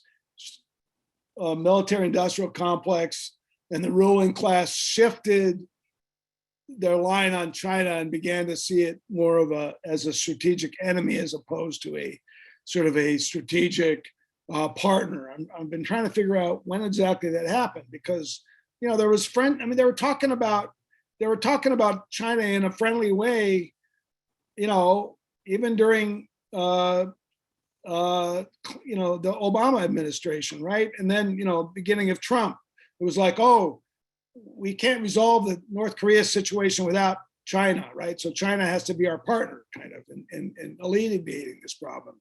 Now the situation has changed, and now it's all the policy is directed against China. I think that, like I said, the U.S. will make up any reason to have their military force there, no matter how the situation changes on the ground. But I think that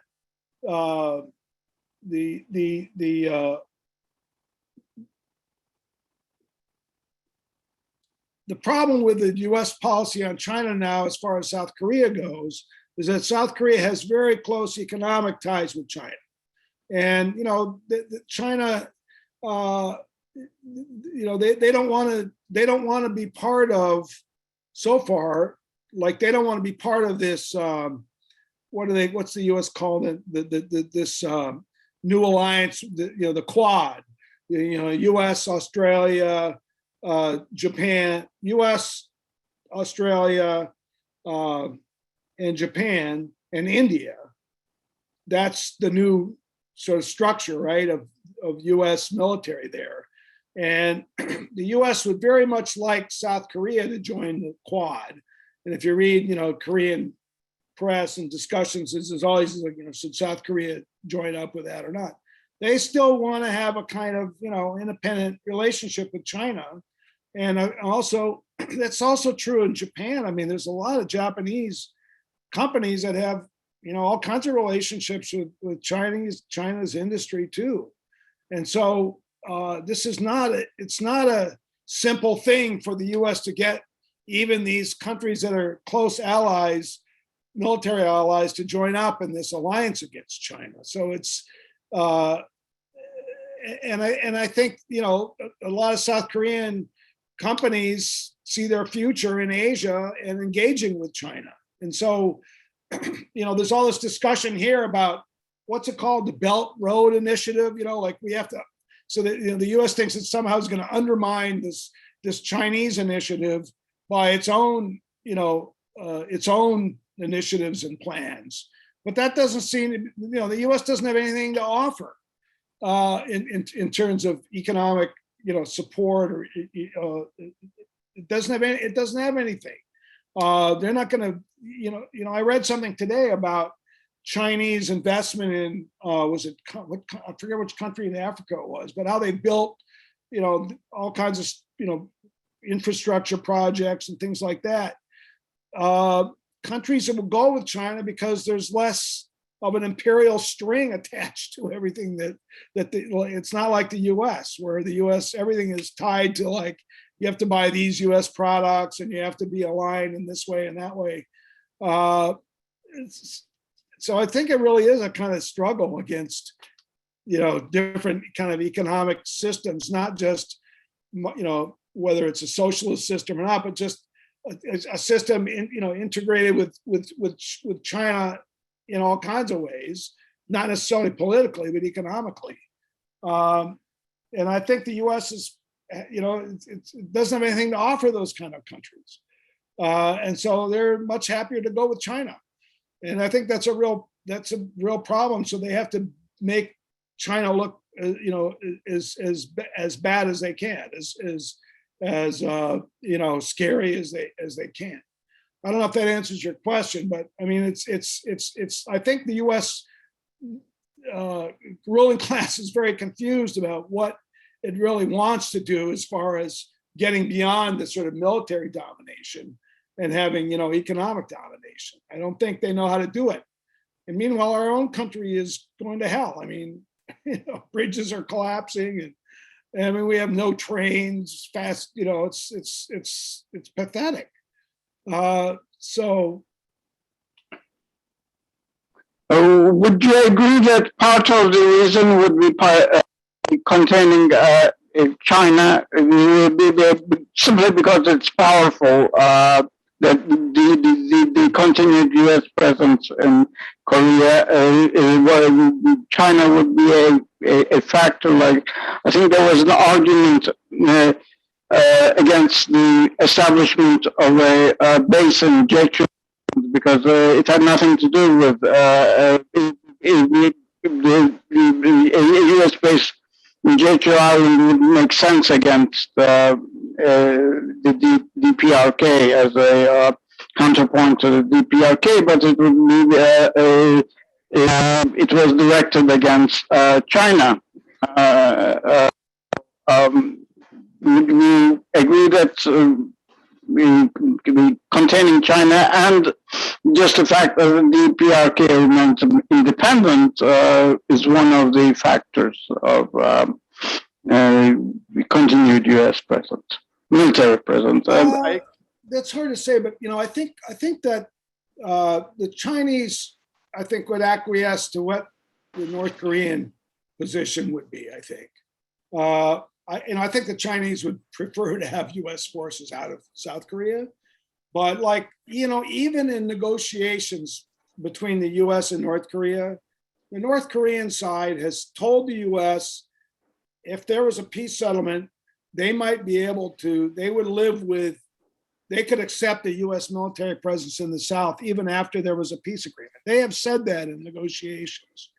I think if they believe that if the US would end its strategic, was no longer a strategic threat to them, you know, they would have a different position on US military forces there. You know, I mean, like, you know, here you have Vietnam now, right? Vietnam is certainly not a, I mean, maybe it's a US ally in some senses, but, you know, they have autonomy and they you know, they have their own issues with China, and they're willing to line up with the US on certain issues around China. They're not willing to become like a military vassal again, but they're certainly, you know, willing to take US support in terms of some of the islands that China claims and areas that Vietnam claims and that kind of thing. North Korea the same way. North Korea has always had autonomous relationships with, when the Soviet Union existed, you know, they resisted going into the Soviet, you know, Eastern European division of labor. I mean, they wanted socialism in one. They kind of took a Stalinist approach, you know, build their own industries within North Korea, not be part of this kind of, you know, Soviet global market that existed at the time. And, you know, of course, they've had their differences with China. It's only been recently, really, that North Korea's relations with China have gotten closer, because they were quite at odds, you know, when North Korea was testing its missiles and testing its nukes. That was seen as kind of dangerous by the Chinese, because they feared like the U.S., you know, overreaction. But I think, you know, I mean, I think there are grounds for a broad peace agreement in the area. I mean, it would involve Okinawa too. It would involve, you know, why do we have to have all these forward forces there? Unfortunately, as long as the China threat remains high for the American, you know, military and US ruling class, that's not going to change. But I mean, like I said, like, you know, the big base on Okinawa, where the Marines are, Futenma, that's been a huge problem for the Okinawan people that they want removed. The US is going to only leave that base when they finish, you know, a new Marine base in the north part of Okinawa.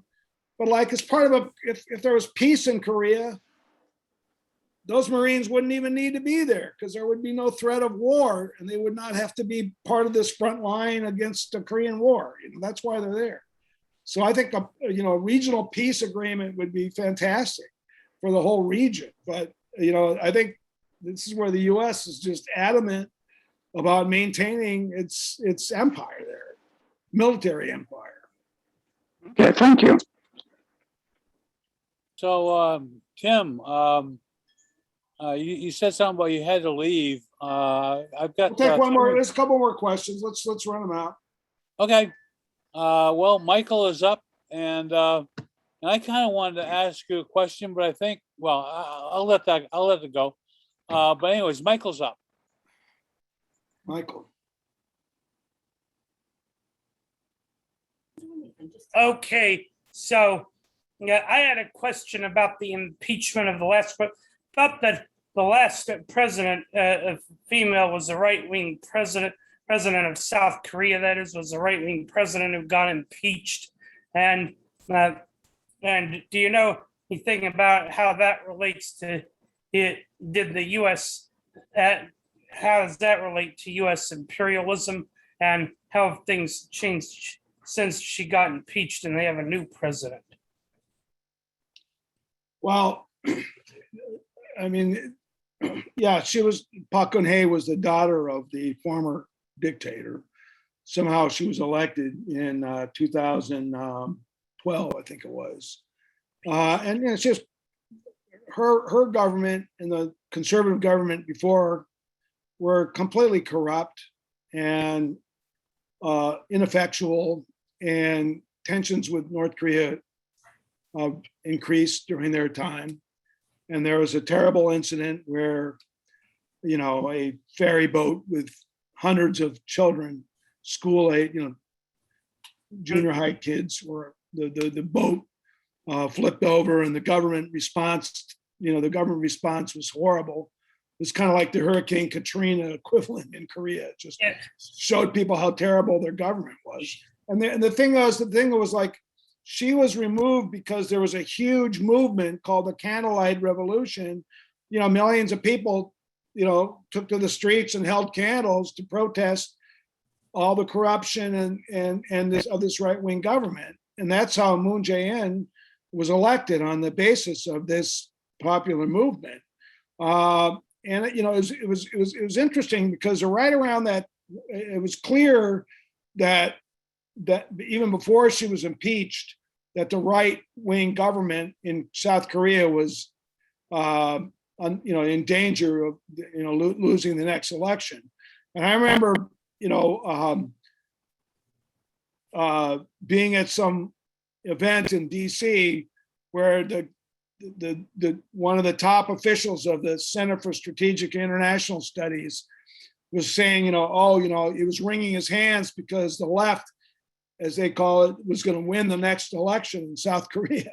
They don't like the left. They don't like even, mildly liberal governments in South Korea because they don't totally toe the line, on the military front. And Moon Jae-in, he's when he was elected, I was in Gwangju, South Korea in 2017 when he was elected. And I actually met him and interviewed him right when he was on his campaign. And the day he's elected, like, there's this idiot that writes for the Washington Post, Josh Rogan. He's like one of their big columnists, right? He tweets, South Korea has just elected an anti-American president. And that's just like the attitude, anybody who's like, slightly to the left or, slightly critical of the US, they just forget it. They're anti-American. I mean, this guy, his parent, US military ship helped his parents escape from North Korea and during the Korean War. He was in the special forces. This guy is not like anti-American, but he opposed the US-backed military government of Park Chung-hee and Chun Doo-hwan. He was a human rights lawyer. He was arrested during that time. He was an activist. The US never trusted Kim Dae-jung. The US just wants to have people like they have in the ruling party in Japan, who are just the most subservient.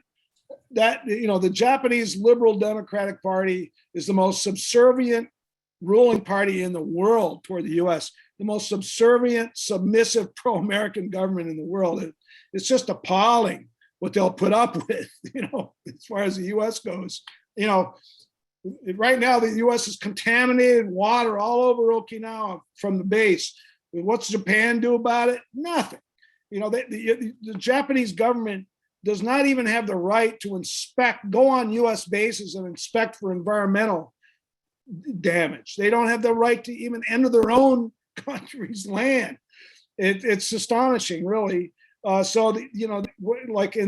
progressive governments were in control in South Korea, like No Mu-hyun, he had this reconciliation commission, right? Well, they started, they dug up evidence of US massacres of Korean civilians during the Korean War. The US did not like that. They undermine these kind of people. They undermine the only progressive Japanese prime minister for decades, when he tried to reverse US policy on Okinawa and other areas. The US and this was under Obama, they put incredible pressure on him and drove him out of office. You can't have, you have to be super, super pro-American in Korea. So, I think the South Korean military, even though it's under, in times of war, the US general commands it, they still, it's a very powerful military in and of itself.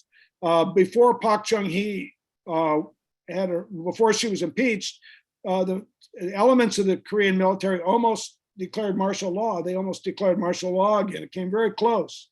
There were current press reports about it in recent years. And if that had happened, I actually think the U.S. probably would not have supported a martial law government, because they would have seen that that would have been really inimical to U.S. interests there, because it would have collapsed, the U.S. support in South Korea. So it's hard to, I think the U.S. prefers to have, subservient leaders like they have in Japan for decades, but they have to have other means of influencing, the South Koreans. But look, when Moon Jae-in made an agreement with Kim Jong-un, and they had agreements to expand their economic projects, and one project they really wanted to move forward on was linking their railroads and helping South Korea help North Korea modernize its railroads. The U.S., which has control over the UN command, which has control over anyone who crosses the border on land, the UN command blocked any kind of, if the South Koreans wanted to visit the North to help look at their railroads, they blocked it from happening because it violated sanctions, right? So South Korea doesn't have the autonomy to make its own decisions on what to do with North Korea. And that's true, much more true today than it was even in the past. So it's complicated, but it's not like in the past where the U.S. can kind of snap its fingers and have its way in South Korea. The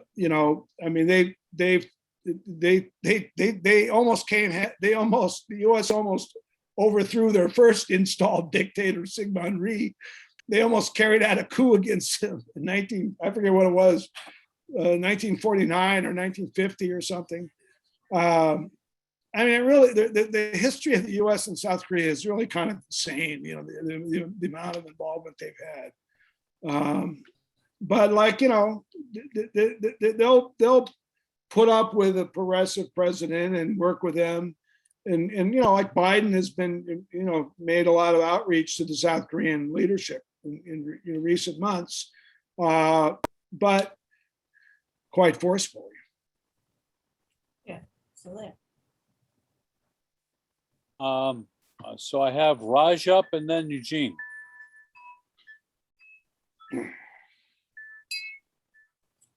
So it sounds Raj? like that government either. Okay, thank you. We are past 12:30, but let's continue. Let's go for 5 more minutes. I got.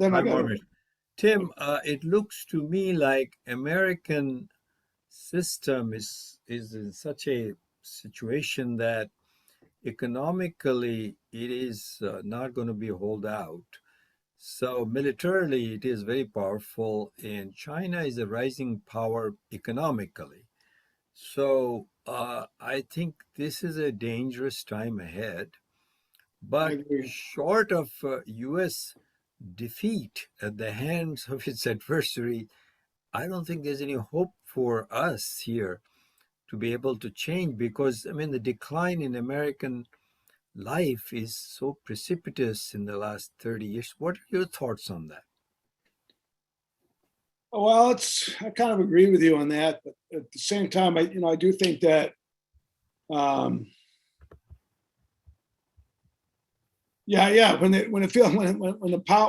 an empire is collapsing and lashes out, it's unstable. It's an unstable empire. This is just the debate right now about Afghanistan is incredible, right? All these, you watch Fox and it's like, Biden is, brought in this terrorist group to run Afghanistan, and he's responsible for terrorism and blah, blah, blah. It's just, the debate is insane, and these people seem to want to have a forever war, I guess. They thought the U.S. should just stay there, or just bomb the whole country, like Trump said the other day. Bomb and just the kind of bombing that we used to do. It's a dangerous situation, and I think that's what makes the situation in East Asia with China very volatile, because you have this empire that's weak, and this other. I don't really call China an empire that much as like the U.S., but obviously as a power, it's growing. It's rising economic power, no question. It's a rising economic power, and they've built an incredible system within China. Like you can just see it all, the cities and the trains and the modernization that's occurred there. And that means it's a constant development of new technologies, and like I said, like when it comes to other countries and this Belt and Road Initiative and so on, the U.S. just does not have anything to offer. AID, it's all tied in with contract. It's all designed to advance U.S. strategic interests. Which is obviously the Chinese have that in mind too, but there's much more of a, let's help less developed countries and bring everybody along kind of attitude that the U.S. certainly does not have. And I just think with this much military power and so much power concentrated in the military industrial complex here, it is really dangerous. But I've just always, I don't know, I'm always optimistic that we can effect some changes at the base here to make things better. I mean, maybe I don't have much grounds for saying that, but seeing how it's a we have this creeping fascism and this oppression, this law that Texas just passed. Abortion, it's just feudalism in some of these states. We have like states that are run by fascists, outright, white nationalist fascists. Florida, where Trump is, it's really divided. But on the other hand, they removed Robert E. Lee from Virginia the other day. My great-grandfather fought in the Civil War on the Union side from Connecticut. I'm like, he's up there in heaven somewhere going, God damn it, finally get rid of those statues, I think that's progress, so. Okay, well, thank you very much. Richard, I think time is past. Should I stop the recording now, or shall we continue to record? It's up to Tim. If Tim wants to keep going. Well, there was one more question. I think Eugene had a question, so I'll take one. You. Yeah, thank you. It's not. I see a hand up. So. Well, yeah, partially. It's primarily about Afghanistan, and many of us welcome any defeat of U.S. imperialism. But my understanding is the Chinese sent a telegram to the people in Taiwan, and by extension, Japan, North, South Korea, and so forth, basically saying, these are the guys that are going to protect you. This is as all the planes are, U.S. is fleeing Afghanistan and the same applies. Right. And they just say, but you better rethink that whole business about U.S. empire. So I just wanted to make that comment, and you can comment further if you want to, Tim. Well, I think that kind of underscores what I said earlier about, I agree. Military empire is the East Asia is it, that's the core. It's within, if they can go from South Korea to Iraq, they can go from South Korea to anywhere, right? So, that's where, our largest overseas base is concentrated, and they want to keep it. They want to keep it that way. They certainly don't want to lose that. That's why, in a way, a peace settlement in Korea is a big threat to them. Is a big threat to the military-industrial complex. Oh, yeah. That's why at every turn of the way, every advance, CSIS joins up with the New York Times to throw out propaganda to show why this is, a bad way to go. It's just, they're really afraid of. They don't want to have a Korea peace agreement that would mean reduction of U.S. forces over time in South Korea, or a change of the military, forward base structure. They don't want that. They want to keep it like that. And I think that's going to create, tensions over time with the countries where we are. I mean, look at even in Japan now. They've had a right-wing government for years and years and years, but they want to change the peace constitution that, albeit, the US did impose it on them. But that peace constitution, which bans Japan from having standing armies, that go abroad, that peace constitution has been eroded by different kinds of legislation, but it's still there. They still cannot have an army that goes into, any place outside of Japan. And the Japanese people, by a majority, still support that peace constitution. They do not want it to change. And CSIS, especially leaders of those leaders of that organization, they're the ones who've been trying to get Japan to remove its peace clause for decades. They want Japan to become a much more, robust military power, and public is against that in Japan. So I think, the U.S. militarism has an endpoint where, it can't run amok like it did at one point. I mean, it's still basically running amok, but the pushback is much stronger. Okay. I think. Okay, great. Thank you. Thanks so much. Shall we Okay, call I'm going to that? stop the recording at this point. All right. And I informal appreciate thank the you. time, and thank you all. Thank you, Richard, for Thank you, Tim. initially setting this up. And, I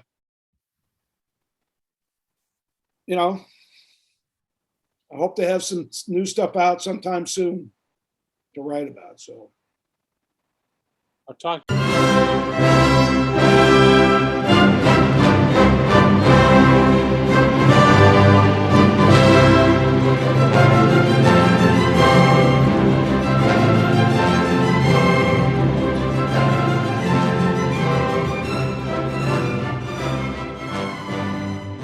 Institute for the Critical Study of Society at the Niebuhr Proctor Marxist Library receives no corporate funding, nor do we have any paid staff.